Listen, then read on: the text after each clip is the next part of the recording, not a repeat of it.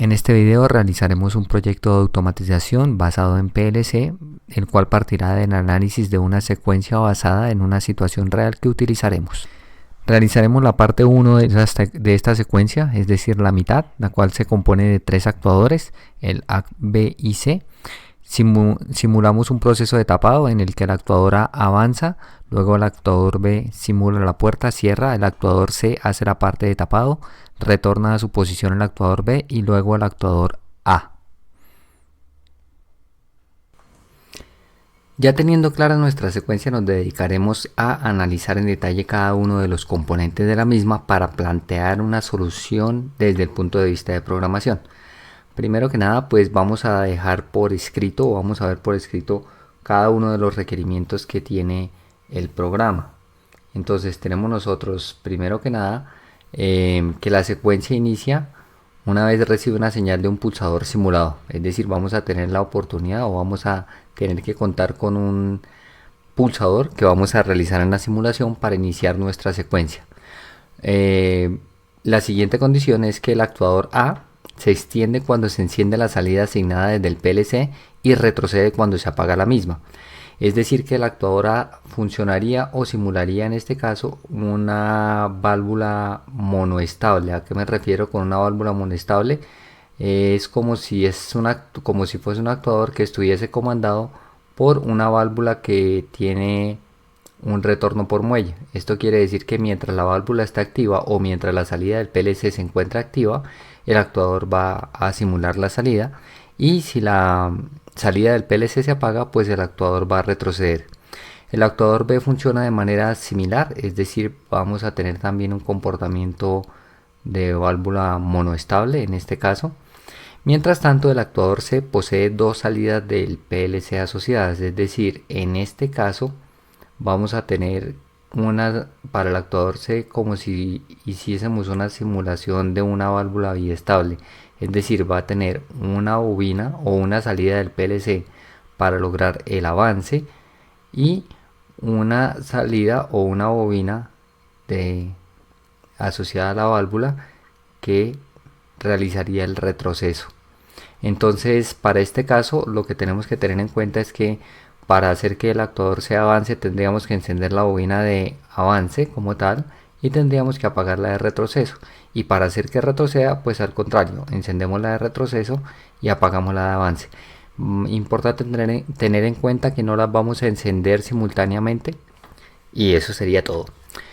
Dice que al terminar la secuencia el sistema se detiene y se puede volver a presionar el pulsador para iniciar la secuencia, es decir, una vez que terminemos podemos nosotros volver a arrancar de nuevo, y mientras la secuencia se encuentra activa vamos a tener una luz de destello con una frecuencia de 0,5 encendido y apagado. Eso sería más o menos todo lo que tenemos hasta ahí.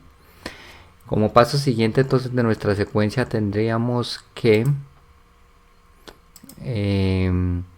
los actuadores A y B vamos a simular únicamente en nuestro caso el pulsador de los sensores de fin de carrera, no vamos a tener nada más. Es decir, vamos a detectar cuando los actuadores estén en el final de su recorrido, y para retroceder vamos a utilizar un retroceso de 2 segundos, un tiempo de 2 segundos para el actuador A y un tiempo de 3 segundos para el actuador B. Para el caso del actuador C no vamos a tener ningún sensor simulado. El tiempo de avance y de retroceso van a ser pues por tiempos como tal, es decir, el movimiento de avance y de retroceso se van a dar por tiempos. Para el retroceso vamos a tener un tiempo de 3 segundos y para el avance vamos a tener un tiempo configurado por el usuario, y para evitar problemas, para evitar que podamos poner un 0 por ahí en ese temporizador, este tiempo tiene que ser un mínimo de 3 segundos. Eso sería todo desde el punto de vista de las condiciones del programa.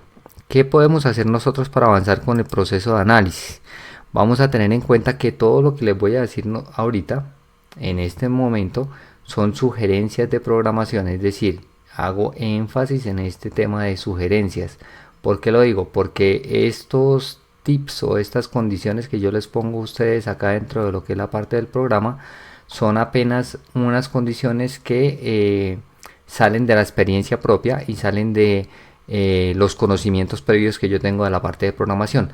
No son camisa de fuerza, la idea es que cada uno de ustedes pueda, a medida que avanza con este proceso de aprendizaje, pues desarrollar su propio proceso que lleve a un estilo de programación propio.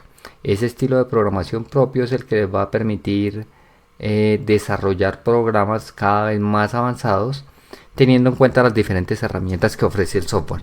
Entonces ténganlo bastante presente. Vamos a ver algunas ideas de lo que es la parte de sugerencias, de lo que es la parte de programación y de estructuración de proyecto. Ahora, ¿qué arrancamos a hacer nosotros con la parte de análisis? Con la parte de análisis vamos a hacer lo siguiente. Vamos a tener diferentes alternativas. Importante tener en cuenta que lo que buscamos es comprender en términos propios qué es lo que se solicita. Es decir, que nosotros pudiésemos expresar el programa en nuestras propias palabras. Determinar cuáles son las entradas y salidas y los otros recursos del PLC involucrado. ¿Qué quiere decir con esto? Lo que quiero decir es que desde este momento ya podríamos hacernos nosotros una pequeña idea de cómo podemos resolver el programa.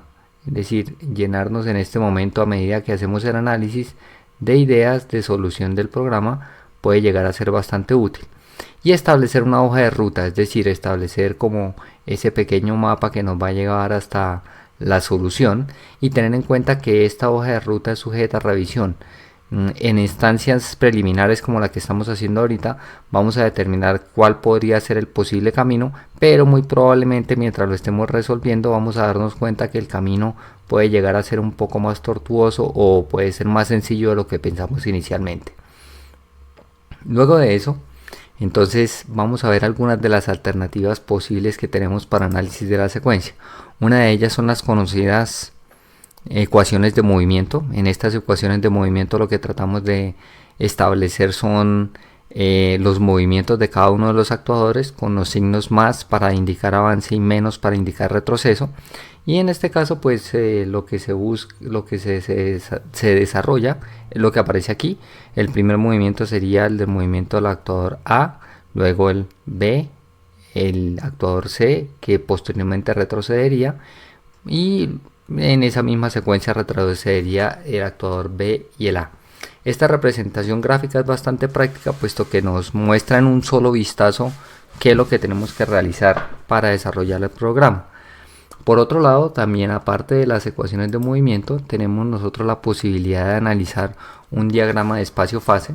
En ese diagrama de espacio-fase lo que buscamos es precisamente identificar cuáles son los movimientos de los actuadores. Tendríamos entonces acá que el primer movimiento que se genera es el movimiento del actuador A, luego viene el actuador B y luego viene el actuador C. Mientras, por ejemplo, mientras sale el actuador C, el actuador A tiene que estar activo y el actuador A únicamente retrocederá hasta cuando se complete el último de los movimientos. El diagrama de espacio-fase, aparte de la ecuación de movimiento, nos permite identificar quizás cuáles son los elementos que pueden desencadenar un movimiento. Entonces, el primero de los movimientos nosotros ya sabemos que por condiciones se inicia al presionar un pulsador simulado. Ese pulsador pues generaría una acción directa sobre el punto del actuador A para hacer que el actuador A salga. Una vez que el actuador A sale, él va a activar acá un sensor que nosotros le vamos a poner un nombre. Yo voy a decir acá que se va a llamar el sensor 1, y este sensor 1 realizaría la acción de activación por acá del actuador B. El actuador B saldría, activaría acá en este caso el sensor 2, y ese sensor 2 a su vez entonces accionaría lo que viene a suceder por acá en el actuador C. Una vez que llevamos hasta este actuador C, el actuador C no tiene sensores. Ya habíamos expresado que esto se va a controlar por tiempo. Él tendría acá una acción, un elemento de tiempo que se activa, y lo mismo sucedería una vez que se cumpla la condición de retroceso. Una vez se cumpla esta condición de retroceso, una vez se cumpla un tiempo, vamos a dar la orden para que sea el actuador B el que retroceda, y en este caso también una vez se cumpla un tiempo vamos a dar una condición para que suceda el movimiento de retroceso del actuador A. Entonces este diagrama de espacio-fase nos da unas herramientas adicionales para comprender cuáles son las señales que están involucradas en la secuencia.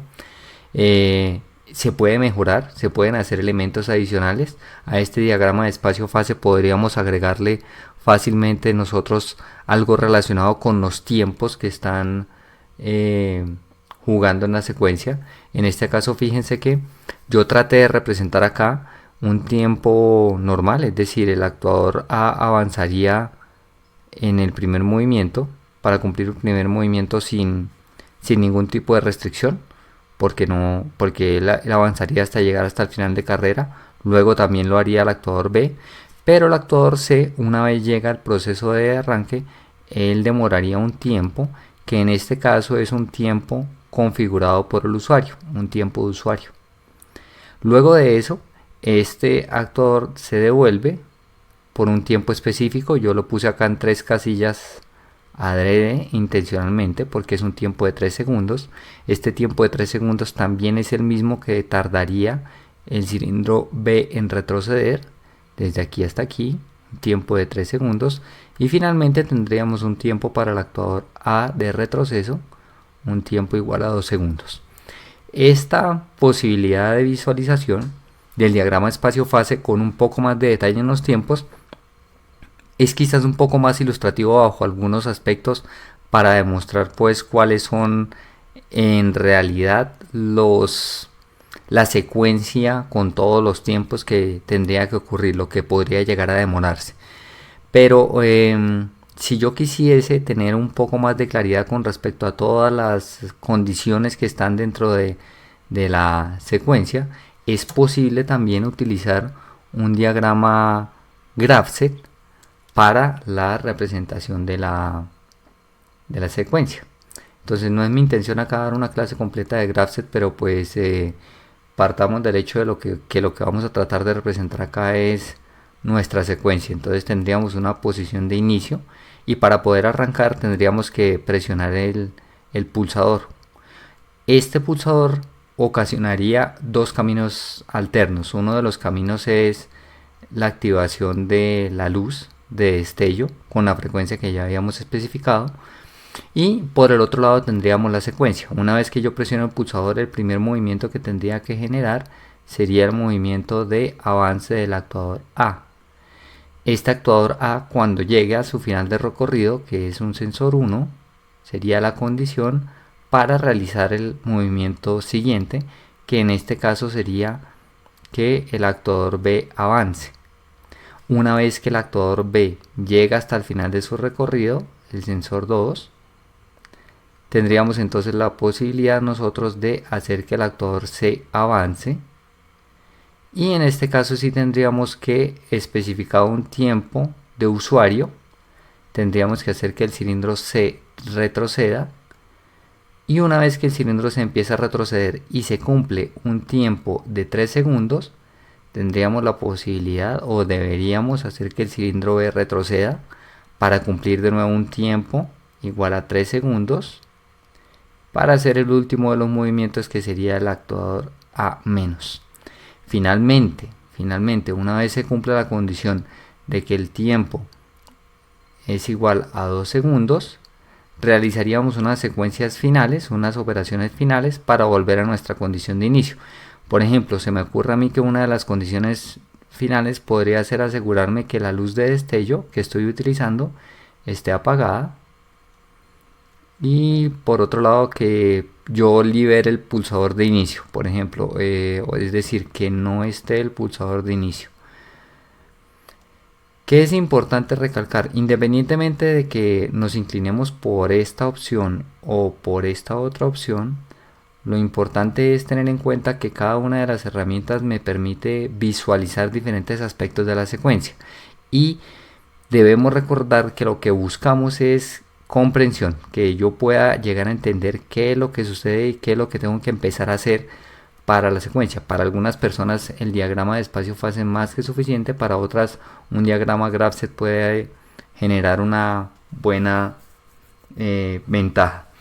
Quizás en el diagrama de espacio-fase yo veo que siendo un espacio gráfico, y si hago una representación completa de lo que son sensores, podría llegar a identificar lo que es la parte de un cruce de señales para efectos de prepararme para la programación. Esto no lo puedo ver tan fácil desde Graph.set, porque Graph.set está pensado como tal, como un esquema relacionado para el procesamiento de secuencias, y asume dentro de lo que es la parte de la representación que los pasos se hacen uno después del otro. Esto ustedes ya deben saber, esto se puede implementar dentro de la programación, es decir, yo podría hacer un esquema que se ejecute paso a paso tal cual está en el Graph.set, pero pues tengo que saber el método, y adicionalmente pues puede que en algunas ocasiones no sea lo más conveniente. Pero de nuevo, independientemente de la opción que se quiera llegar a explorar, lo importante es que se conozca que existen las herramientas para poder proceder. En este caso, pues para mí, para efectos de lo que es la parte de este ejercicio y lo que se está desarrollando, yo voy a tomar como base la ecuación de movimiento, y esa ecuación de movimiento me va a permitir a mí identificar diferentes aspectos de lo que sucede a nivel de la secuencia con líneas de identificación. Estas líneas de identificación son las siguientes de acción. La señal de inicio me permite realizar movimiento de A más, luego desde A más hasta B más tengo el sensor S1, desde B más hasta C más tengo el sensor 2, la transición hasta C menos sería un tiempo que es mínimo de 3 segundos, la transición hasta B menos es un tiempo que es de 3 segundos, luego también tengo un tiempo de 3 segundos, y finalmente para volver a iniciar tendría un tiempo de 2 segundos. Esta ecuación la voy a estar utilizando dentro de lo que es la parte de programación para el desarrollo de mi secuencia. Esta la voy a ir ubicando en un espacio dentro de la pantalla, y voy a ir resolviendo el programa a medida que sucede para marcar cada uno de los aspectos que debo cumplir. Me marcaría una hoja de ruta tal cual en las condiciones que están. Hay algunas otras condiciones de unos tips que les voy a dar, unos consejos que les voy a dar con respecto a la programación en Codesys, pero pues como ya sabemos, como es programación en Codesys, prefiero hacerlo directamente sobre el software como tal. Entonces voy a pasar al software. Proyecto, un programa nuevo. Voy a sobreescribir un proyecto que tenía anteriormente, o no solamente, bueno, vamos a ponerle un nombre que sea diciente. Lo vamos a definir como un proyecto estándar, ya sabemos. Ese proyecto estándar entonces me va a pedir un lenguaje de inicio, un lenguaje de programación. Yo voy a programarlo en este caso como diagrama de bloques de funciones, simplemente como por iniciar con un programa. La idea es que se pueda resolver en más lenguajes de programación. Yo voy a iniciar con el diagrama de bloques de funciones, y pues como esto lo vamos a ir complicando, esta secuencia la vamos a ir complicando, pues entonces van a surgir diferentes elementos de programación posteriormente. Primer paso, dentro de lo que es la parte de aplicación, voy a agregar un objeto y voy a definir una lista de variables globales. ¿Por qué razón una lista de variables globales? Porque voy a definir aquí todas las entradas y salidas del programa que identifiqué durante la parte de análisis, y global para que yo las pueda acceder desde diferentes puntos, desde diferentes programas o funciones, para no tener que preocuparme. Yo le cambio el nombre para que me quede como global, para que me quede como más diciente, y una vez que estoy aquí pues ya puedo definir como tal las entradas. Hago un comentario con doble slash, voy a decir entradas. La primera entrada que tenemos es el pulsador de inicio. Este pulsador de inicio, si existiese en el PLC de manera real, yo le podría dar una dirección con el sufijo at. Entonces yo le podría decir que esta es una entrada de tipo booleano, que está conectada en la entrada, por ejemplo, 0.0, como aparece acá. Esta sería una definición de la entrada de inicio conectada a una entrada real del PLC. Como en este caso todo mi PLC simulado, pues no sobra el espacio de la dirección, pero simplemente lo pongo para que ustedes sepan que se puede hacer. Luego de inicio yo tendría también el sensor 1 de tipo booleano.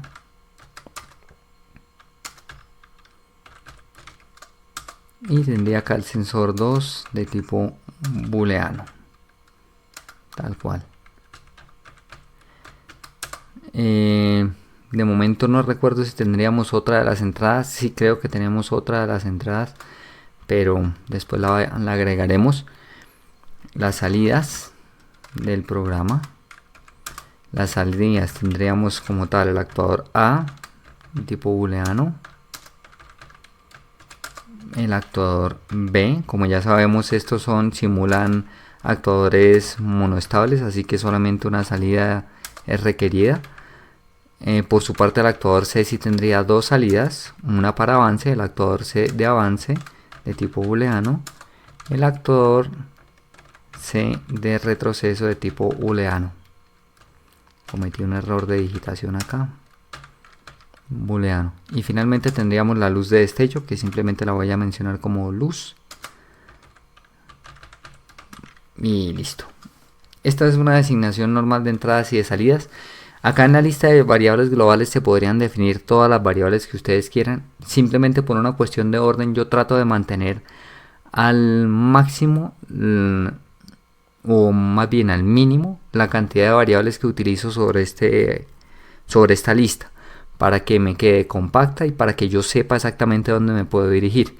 Si uno quisiera, uno podría crear más listas globales, simplemente agregando más objetos de listas globales sobre la aplicación, y agregando otras listas de variables globales, pues yo podría, por ejemplo, haber definido una lista de entradas y otra lista de salidas, si quisiera hacerlo. Una vez ya tengo las variables de entradas y de salidas, voy a empezar a programar, a realizar mi programa línea por línea. La primera de las condiciones que ya sabemos que tiene que ocurrir es que cuando yo presiono el pulsador de inicio, tendría que generar el movimiento del actuador A. Entonces, para iniciar el diagrama de bloques de funciones, no es tan intuitivo. Yo tengo que, en este caso, poner una asignación, arrastrarla acá, esta asignación, y esta asignación me permite pues asignar el valor de una variable hasta el otro lado. La lista de variables globales la accedo con el nombre de la lista, punto, inicio, que sería el pulsador, y esto lo voy a asignar. En este caso voy a utilizar una variable nueva que se va a llamar la variable ciclo. Esa variable ciclo es, bueno, pongámosle el nombre de memoria de ciclo para que sepamos qué es. Memoria de ciclo, y la vamos a activar. Le vamos a dar acá un set. Entonces cuando yo active acá el pulsador de inicio, se me va a activar, le voy a dar set a una memoria de ciclo. Voy a tratar de agrupar adicionalmente en este código, en las diferentes ramas, todos los comandos que están asociados a cada uno de los actuadores. Quizás no sea tan intuitivo al comienzo, pero nos permite avanzar en el tema. Entonces esto sería acá en el comentario, comandos asociados con inicio de ciclo. Listo. Luego de que yo inicio el ciclo, vamos a agregar acá una rama abajo. Luego que yo inicio esa variable de ciclo, entonces ya puedo iniciar a generar mi programa. Lo primero que tengo que hacer es que una vez se cumpla esa memoria de ciclo, yo voy a activar el actuador A. El actuador A se activaría inmediatamente. Global.actuador A. Y le vamos a dar acá un set. Esta sería la primera condición. Entonces ya tendríamos que cuando yo presiono inicio se activa una memoria de ciclo. La razón por la que hago con una memoria es puesto que el pulsador de inicio yo lo voy a soltar y yo necesito que esto quede activo. Esto se hace a través de la memoria, ya lo sabemos. Y vamos a poner acá comandos asociados con movimiento del actuador A. Y una vez que nosotros tenemos acá al actuador A, se supone que el actuador A va a avanzar hasta que activa el sensor 1. Y una vez que activa el sensor 1, vamos a tratar de copiar y pegar esto, porque acá tendríamos con movimientos del actuador B. Entonces el actuador A va a salir y va a activar el sensor 1, perdón, de la lista global, global.sensor 1. Una vez que ocurra eso, tendríamos que activar el actuador B. Entonces presiono inicio, se activa el actuador A activaría el sensor 1 y este activaría el actuador B. Solamente como para saber si estamos en lo correcto, vamos a tratar de simular, pero antes de simular, pues lo que voy a hacer es una visualización para que me quede más fácil de realizar el proceso. Entonces directamente sobre aplicación vamos a agregar un objeto y ese objeto lo vamos a agregar como una visualización. Vamos a agregar, esto va a tomar un tiempo mientras importa todas las librerías asociadas.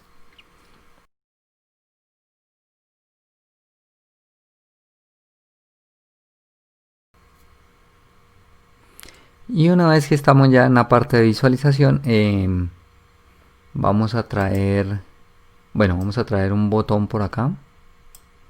Esta opción de botón, perdón que lo pegué muy lejos. El toolbox, el botón, y ese botón pues entonces sería nuestro pulsador de inicio.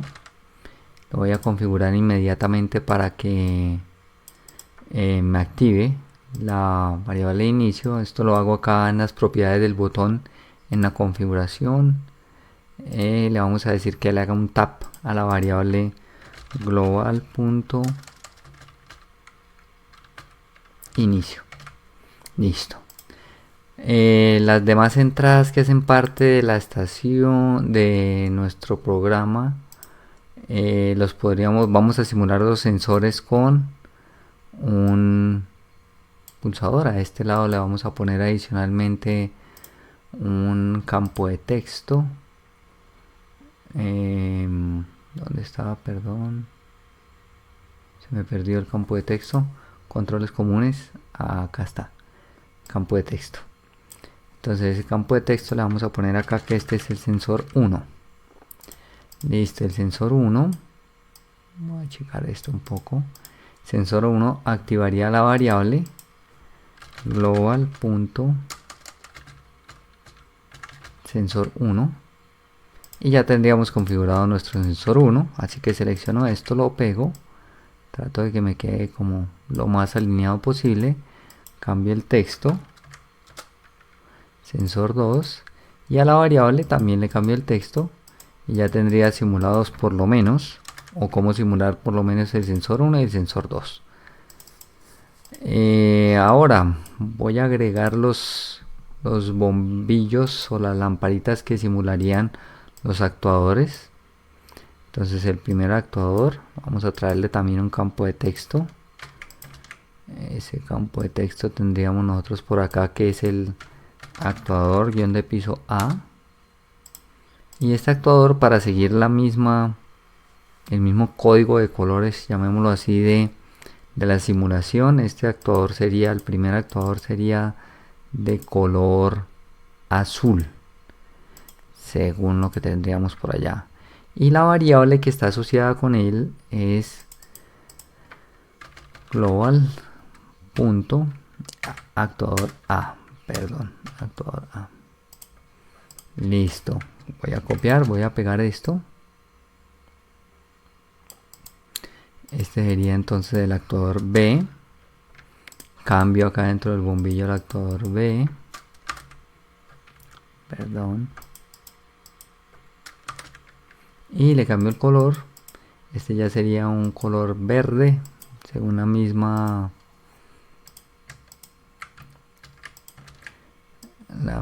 nomenclatura que seguimos, el mismo código de colores que seguimos en la animación. Estoy poniendo dos pulsadores porque el actuador C, recuerden que tiene dos, una para el avance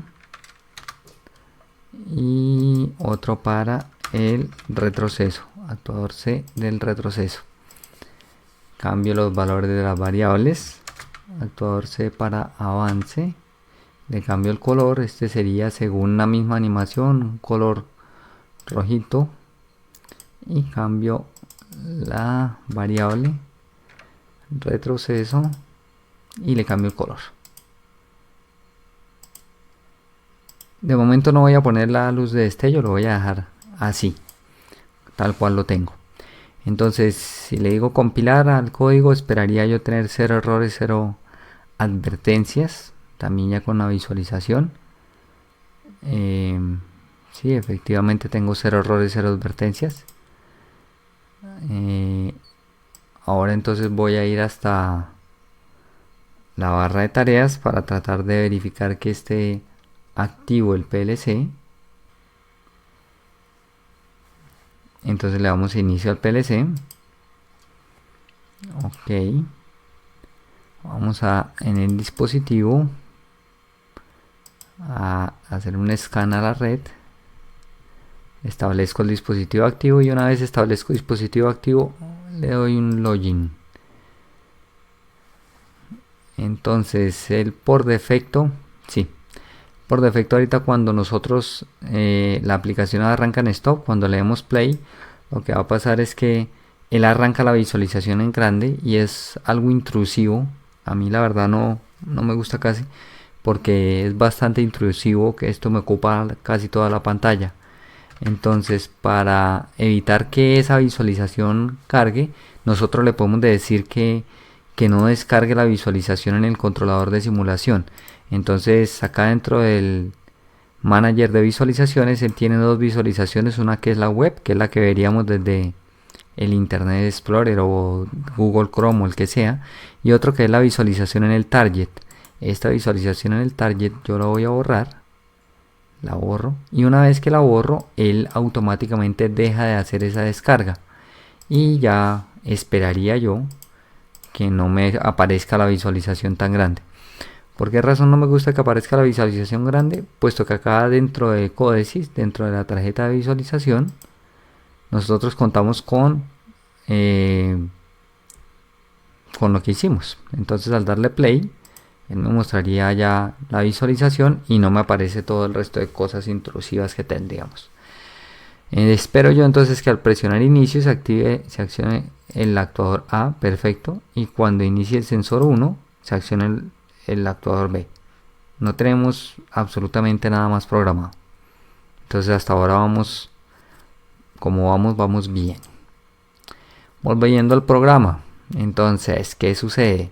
Una vez que nosotros activamos el actuador B, lo que pasaría es que al llegar al sensor 2, el actuador B, al llegar al sensor 2, activaría el actuador C. Entonces voy a tratar de hacer esa tarea. Está el sensor 2 y el actuador C se activaría, pero se activaría un tiempo que es programable. Él no se activa directamente como lo que estamos haciendo acá, sino se activaría un tiempo que es programable. Ese tiempo que es programable es de mínimo 3 segundos. Yo lo voy a hacer y es definido por usuario.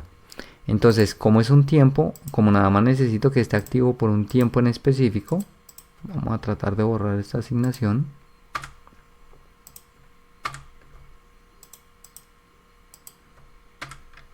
Perdón, me queda más fácil agregar el temporizador. Toolbox, vamos a agregar una cajita. Esa cajita se va a llamar un temporizador de pulso. Entonces el temporizador de pulso va a ser el tiempo de avance del actuador C. Tiempo de avance del actuador C. Él me va a pedir que lo defina como un temporizador de tipo TP. Perfecto. El tiempo preestablecido lo define el usuario. Aunque no lo voy a hacer yo inmediatamente. Quizás lo bajemos para un próximo video. Pero lo que sí vamos a hacer es que vamos a dejar por lo menos el espacio definido. Como esta sería una entrada al sistema, lo defino dentro de las variables globales.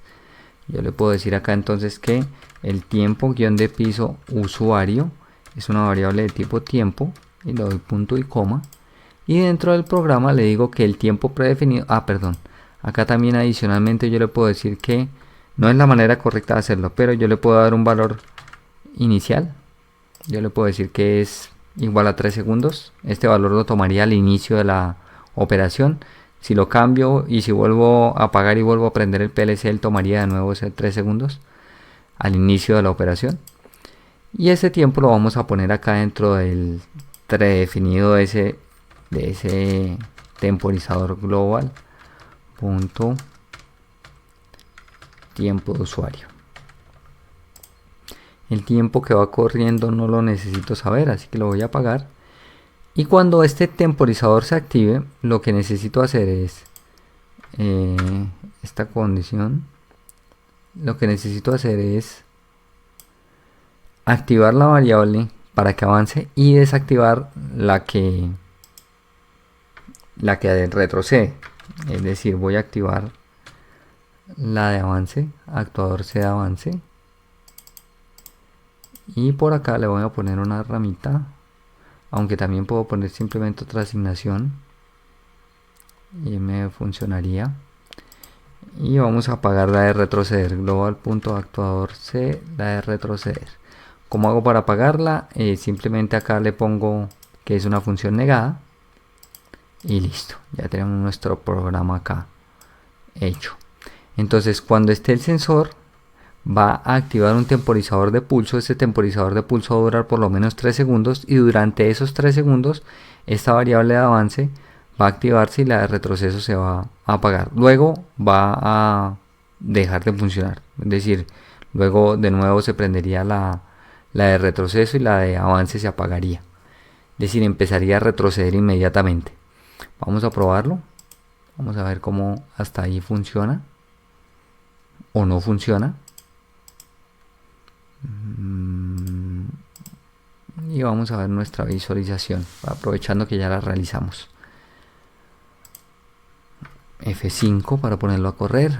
Entonces presiono inicio, se activa el actuador A, presiono el sensor 1, se activa el sensor B, y ahora presiono el sensor 2 y lo que debe pasar es que por 3 segundos se tiene que activar avance y se tiene que apagar retroceso y luego vuelve a su condición normal. 2, 3 segundos y vuelve a su condición normal. Hasta ahí estaríamos bien. De hecho ya empezó a hacer el retroceso de C.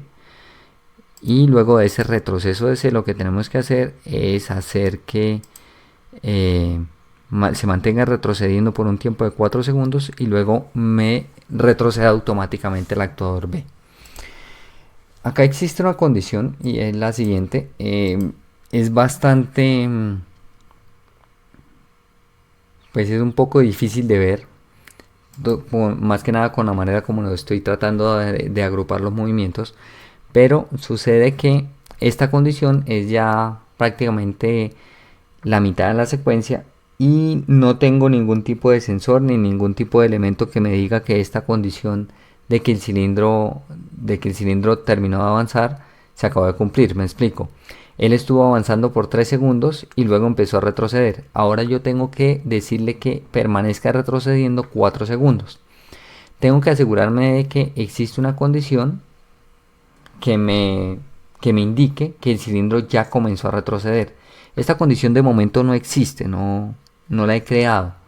Entonces esa condición de que el cilindro ya salió y va a empezar a retroceder se puede identificar de diferentes maneras. Una manera de identificarlas que yo suelo utilizar bastante es a través de, en este caso, de aprovecharme de que existe una función de temporizado y aprovechándome del hecho de que este temporizador como tal funcionó de la siguiente manera, es decir, cuando el sensor estuvo presente, ok, entonces este temporizador pasó del estado apagado, pasó a un estado encendido, permaneció ese tiempo encendido y luego se apagó y luego volvió a empezar a funcionar.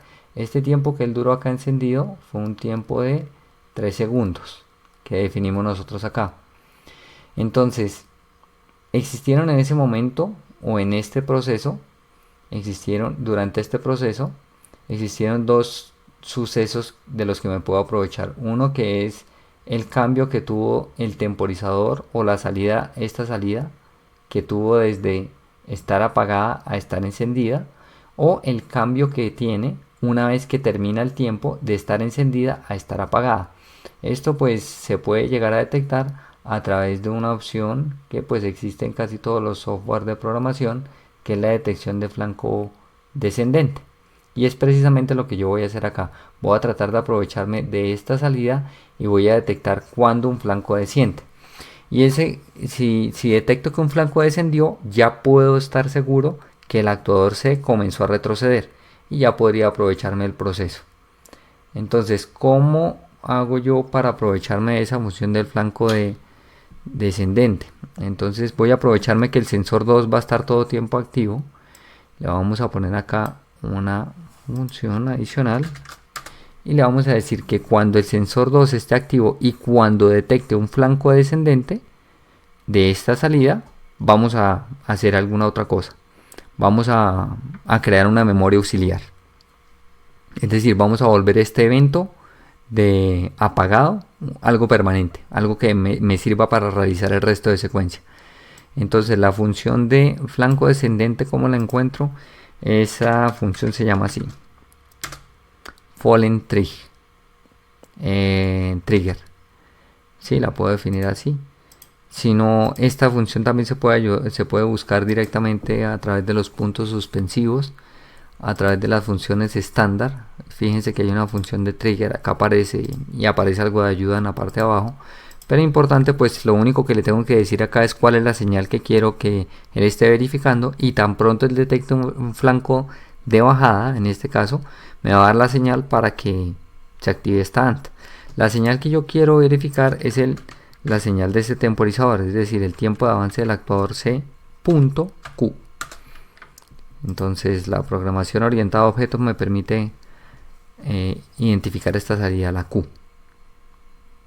Esta salida Q entonces lo que va a permitir hacer es que tan pronto detecte que existe este flanco, pues vamos a poder realizar acá la función AND. Pero esta función es inmediata, es momentánea. Simplemente va a durar un ciclo del programa mientras el PLC es capaz de detectarlo. Así que normalmente, si yo quiero poder hacer algo con esta detección de flanco, tengo que hacer una asignación y tengo que memorizar este estado. Para este caso yo voy a definir una memoria, que es una memoria auxiliar. Le voy a poner la M antes para que sepa yo que es una memoria auxiliar. Y esta memoria auxiliar la vamos a definir de tipo booleano y le vamos a dar que me permita hacer un set como tal. Entonces, de nuevo, ¿qué va a pasar? Está el sensor 2 activo, el temporizador se activa, luego cuando el temporizador se desactive, pasados 3 segundos que están definidos por esta variable, se va a activar esta detección de flanco y la memoria auxiliar me va a quedar activa. Una vez que la memoria auxiliar me queda activa, ya puedo yo utilizarla para otro tipo de tareas, como por ejemplo decirle que pasados 4 segundos después de que esto empezó a suceder, tengo que devolverme para el cilindro, tengo que tratar de hacer retroceder el actuador B. Simplemente para verificar que esto funciona, vamos a tratar de simular hasta la mitad y verificamos que esta variable nos queda activa. Entonces vamos a construir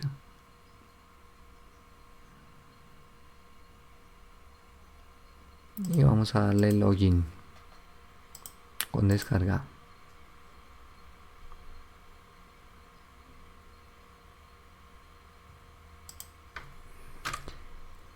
Entonces doy inicio, se acciona el actuador A, se supone que posteriormente se encendería el sensor 1, perfecto, se activa el actuador B, el sensor 2, más o menos 3 segundos, 3, y pasados estos 3 segundos, en este momento, sobre el PLC, fíjense que él ya me encendió la variable auxiliar.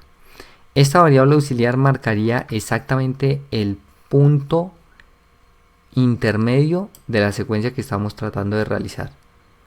Entonces esto nos permitiría a nosotros ya empezar a realizar los demás puntos que necesitamos para lo que es la parte de programación de PLC.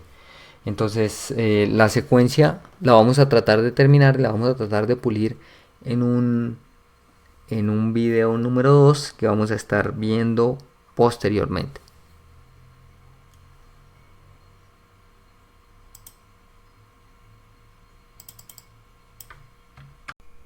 Espero la información suministrada les resulte útil para sus procesos de aprendizaje en todo lo que es la parte de programación.